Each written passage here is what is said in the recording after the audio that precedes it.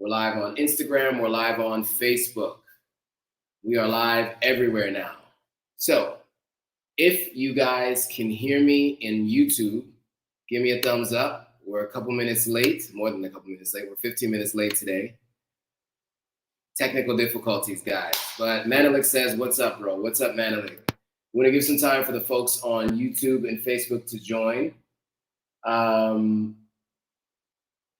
I see some familiar friends joining from TikTok.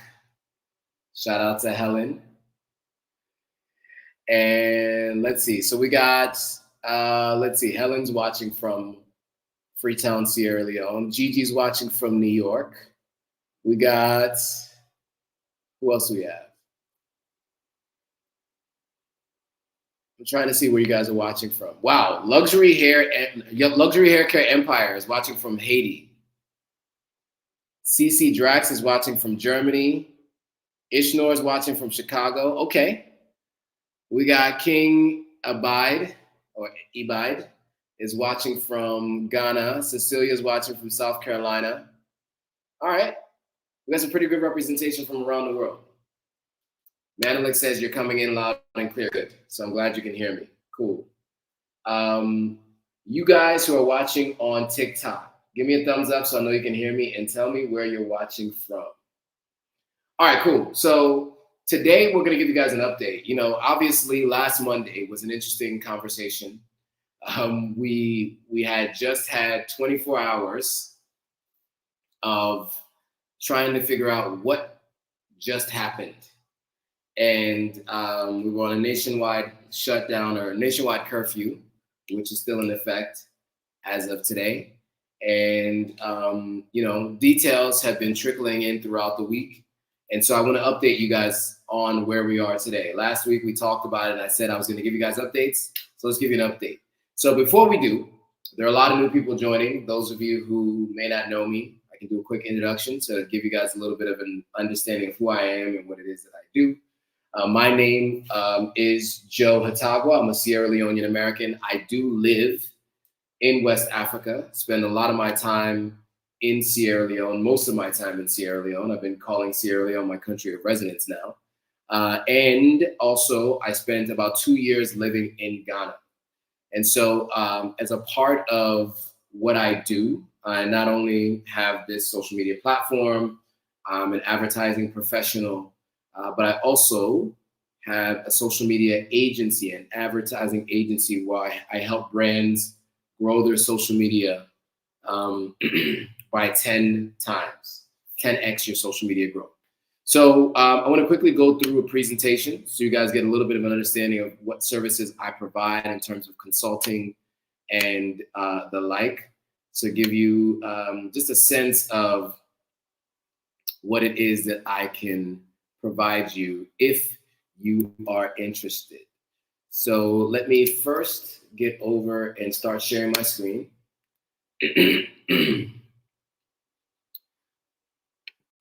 Because there's quite a bit to cover today, and I just want to make sure that I don't miss anything. All right, so again, I see Jano from Jamaica. Oh, but living in Ghana, it looks like. So that's cool. Anybody else? Oh, my live was ended. How did that happen? Instagram just ended my live? How did that just happen? Okay.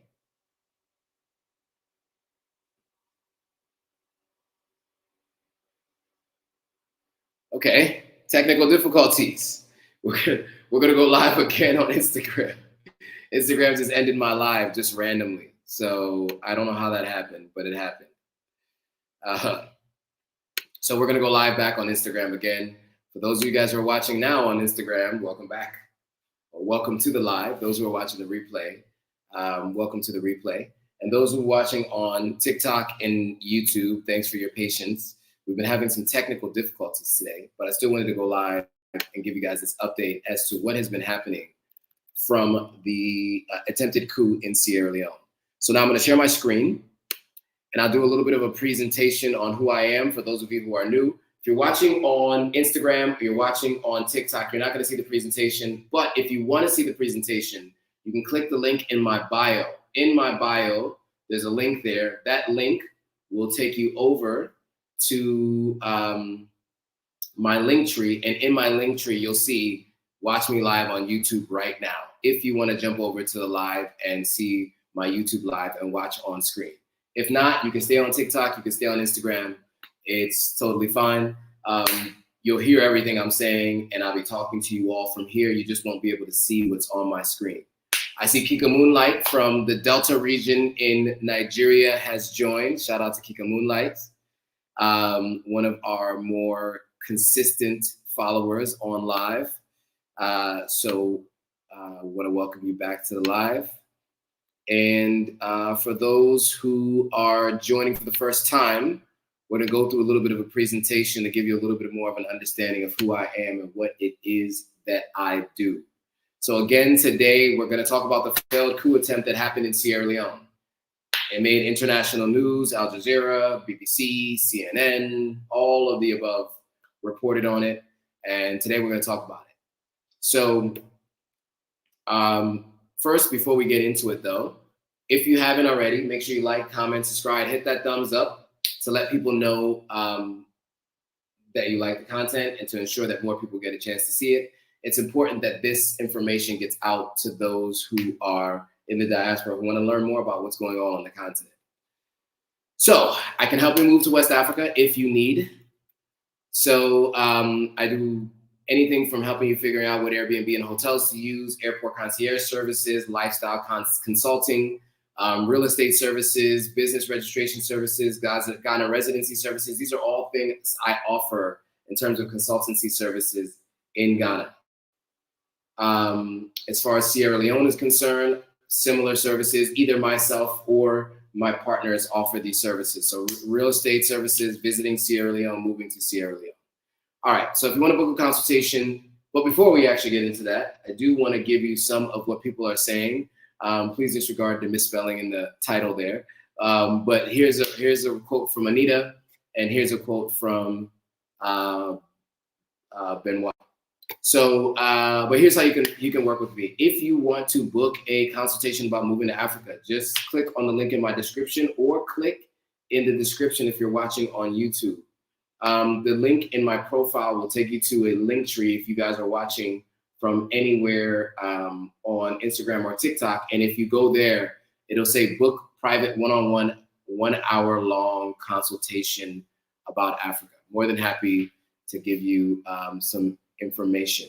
In terms of Kika Moonlight asking, what about jobs? I do offer suggestions for where to help yourself find roles. There are definitely different ways to, if you're looking for a role, and if you're looking for some introductions, depending on your background, I may be able to help there too. So yeah, that's a good point. Jobs as well. Influencer services. These are all the services I offer. Content services, talent services, in-person services, and social media consulting. So as of today, I have a little over 280,000 followers across all platforms. My biggest platforms right now are Instagram and Facebook, 185 and 45 respectively. But we do have over 20K on TikTok and over 13.7K on YouTube. Those four alone equal over 230K, 250K it looks like. And then you add them all together, plus what I haven't even included on the screen, and we have over 280,000 followers across all platforms. So if you are a person who wants to learn how I built a audience of this size, I'm more than happy to set up some time with you with a one-on-one consultation. So again, my link tree has a link for it, and also the link will be in the description if you're watching on YouTube. I also do Instagram promotions. So if you're a brand and you want to get in front of people like Taraji P. Henson and many others, you can do so by reaching out to me via email, and I will give you what our packages cost at the time that we're having that discussion, and you can select which package makes the most sense for you, and you can promote your brand, product, or service to my audience. Okay, cool. So that was the presentation, just to give you guys a little bit of an idea of who I am and what it is that I do. So a couple questions before we move on. Arifatu is asking, is it still a no-fly zone? No, so there was never really a no-fly zone. They were just making recommendations to airlines not to continue their flights, but they did have people flying into the country, I think by Monday evening or Tuesday evening of last week. So that was never really an issue. Let's see. Miss P is here. What's up, Miss P? What is going on? Okay, so it looks like my internet has been really acting up, and so I apologize if I'm not coming too clearly on YouTube. But today we are going to talk about the updates that have happened since the coup attempt in Sierra Leone. A number of different things to cover. We're going to make this a quick one because, frankly, it has been a long, busy day, and I have plenty of stuff that I need to do for you guys to continue bringing you guys content. So I'm going to go through a bit of what it has been like over the last week, so you know everything that has happened, and so you can be abreast of what's going on, especially those of you who are planning to move. Because I think many of you have talked about moving or visiting, and so you're going to want to know what has happened in this time frame. So I'm just going to read you guys the headlines, and we're not going to go through to each of the stories too much, but I'm going to just give you like the headlines and the overall update. But most of the people are here because they want to know about the 34 people that are declared wanted persons. So let me be very clear. Right off the rip, apparently 13 people had been arrested. 14 people have been arrested, 1 civilian, 13 military personnel already. But since then, as of November 28th, so this was pretty quickly after the coup had happened, or the attempted coup had happened, excuse me. The Sierra Leone police had declared 34 people, including 15 security personnel and 19 civilians, wanted following the attack in Freetown on Sunday, November 26th. So within 2 days, they had already had 34 people that they were saying were wanted for these alleged attacks.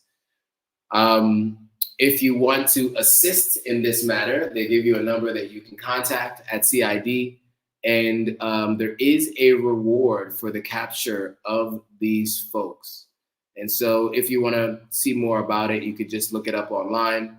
Now, one of the things that happened yesterday is all of us were anticipating there was going to be an announcement yesterday that the curfew had been lifted. It was not lifted. And we are still under curfew. So what does that mean? That means from 9 p.m. to, if I'm not mistaken, 7 a.m., you are not to be out in the streets.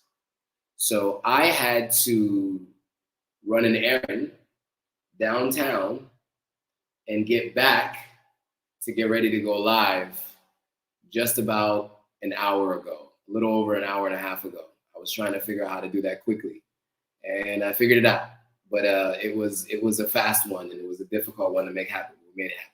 So anyway, again, 34 people declared wanted.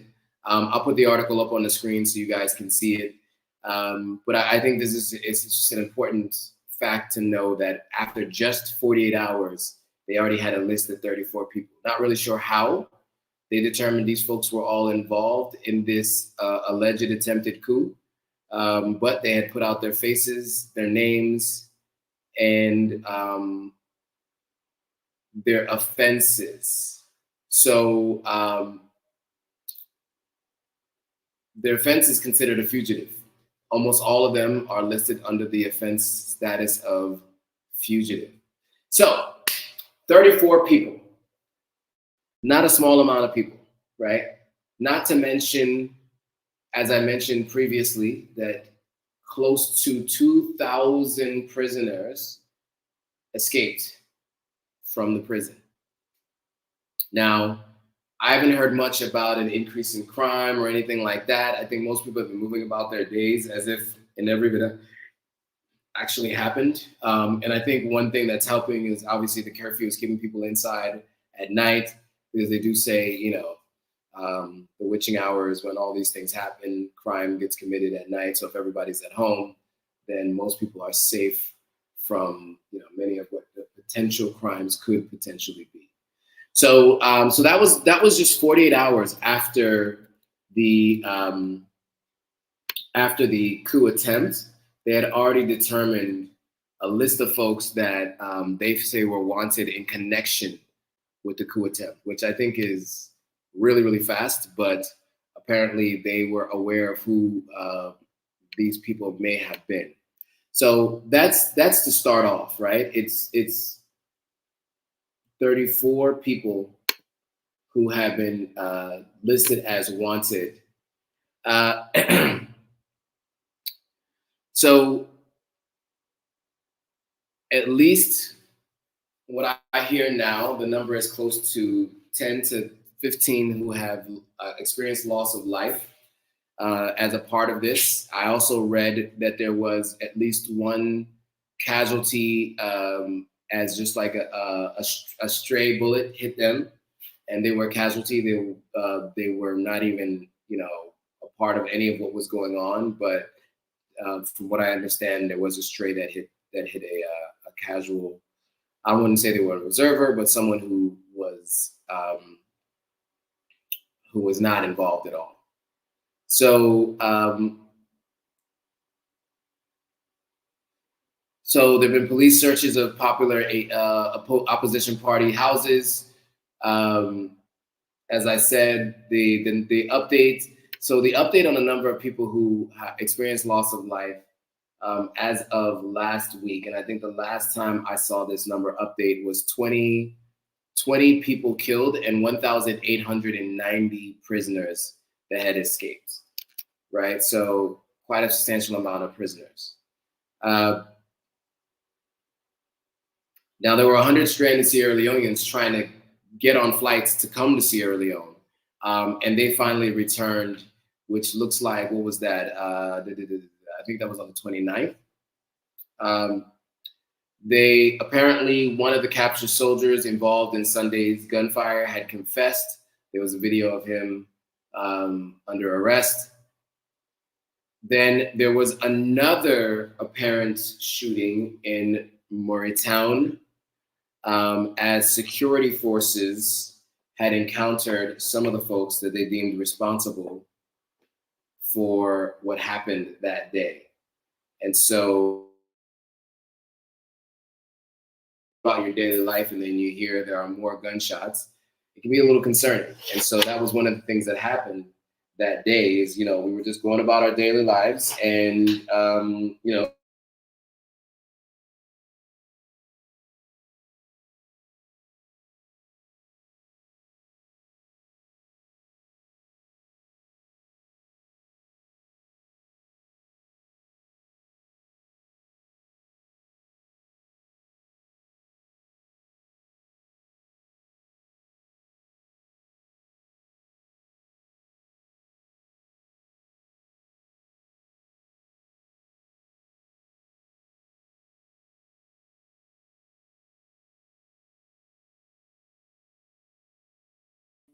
near Murraytown Barracks, a few shots were fired as part of an effort to bring a couple of alleged perpetrators to justice. The interest had been successfully apprehended and now under the police or the custody of security forces. And by the way, lights don't go. Lights is not here. So we're using these other lights as a way to keep it bright in here because it is dark with no light. Okay, so there was another shooting. Obviously, that was scary. People were talking about it, and but it seemed to have been, brought under control fairly quickly. And so the announcement on the 28th or the 29th, officially, that it was an attempted coup. At first, that had been used. I think they had to go through some processes to determine it, but they eventually determined it was an attempted coup. Then, of course, President Bio, according to this article, had accuse the opposition of the attempted coup. It sounds like many people are under the belief system that it was the opposition party that were behind this, or folks from the opposition party. But that is all speculation, I think, at this point, and I'm not really sure there's much evidence to support those claims. I think people are just making assumptions because in disputes as to the legitimacy of the election by the opposition party. So now, of the 1,800 prisoners, sometime last week, 8 of those prisoners were captured in Bo after they escaped from Penemba Road. So let me tell you a little bit about that story and how they were captured. I think it might be interesting. Now, I was thinking, okay, 1,800 plus people escaped. How are they going to capture any of them? And somehow, at the very least, 8 folks were captured. And so let me share my screen so you guys can at least see the article. I'll just share the full screen. Excuse me. So here's the article. So under the leadership of a regional police commander in the south, the Sierra Leone police had intensively been pursuing escaped prisoners following, the breach of the correctional facility. They say the efforts bore fruit, successfully capturing 8 people out of those who escaped. They were in Bo, which is about 3 to 4 hours outside of Freetown. And so their names are listed here, and they were captured and apprehended and swiftly taken back to jail, likely potentially getting longer sentences than what they were originally in jail for, because of course they not only attempted a coup, but they also ran away. And of course, many of them did not try to cooperate, as you can see. So let me get back into the story. Let's see.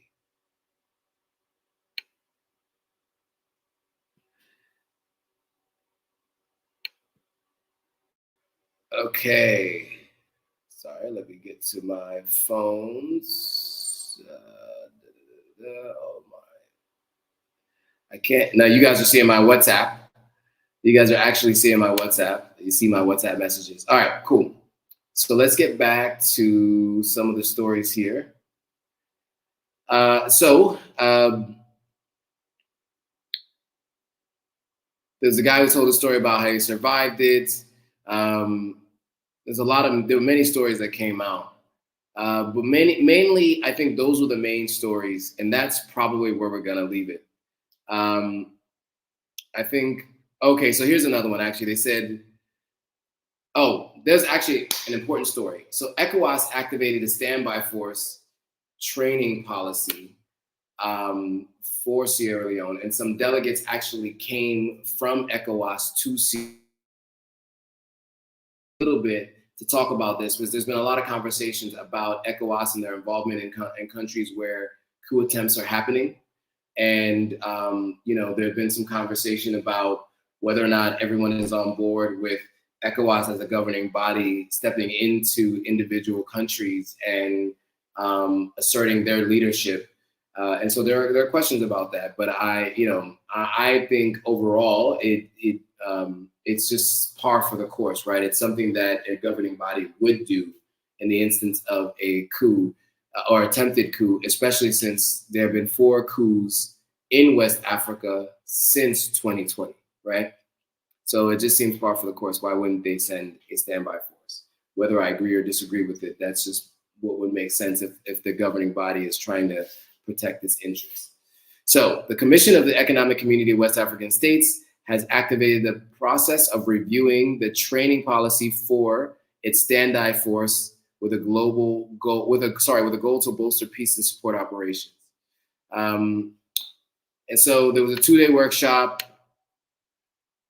and there was a lot to talk about there. But I thought this was actually the conversation about the standby force in Sierra Leone, or the military. That's right, the ECOWAS leadership coming to Sierra Leone, but it wasn't. It was a different story. So now that number went from 8 to 30 escaped inmates were apprehended in Bo. So of the 1,800, 30 were apprehended in Bo, which, you know, is something, right? So that number went from 8 to 30. So this is progress being made on that front. Okay, cool. So those are the major updates. We're still on a nationwide curfew. And so unfortunately, nothing is open after 9 p.m. So nightlife is at a standstill. And, you know, Sierra Leone is a country which likes its enjoyment. So the fact that there's a curfew right now, I think, has put a damper on a lot of people's plans. But what I'm seeing is there's a lot of people going to the beaches, especially on the weekends. And so that's how they're, you know, kind of getting their enjoyment in. They go to the beach during the day and then make sure that they're home long before the curfew.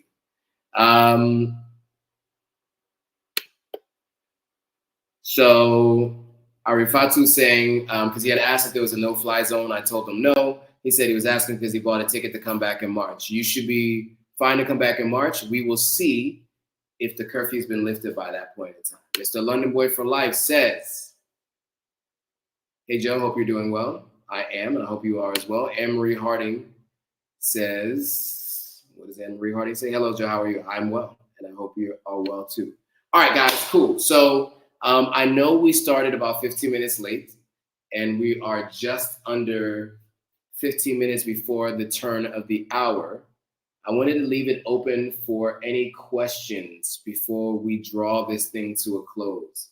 Today is going to be a shorter live, just because today has been a very, very eventful day, and it's time for this day to end. But I wanted to make sure I went live because, of course, I have to go live for you guys. I can't not go live. So any questions, comments, thoughts, concerns before we bring this thing to a close? It was a short live today. Not a lot of class participation today, but also, you know, it's kind of a last minute put together of the content because it's been a long day and there's been a lot going on.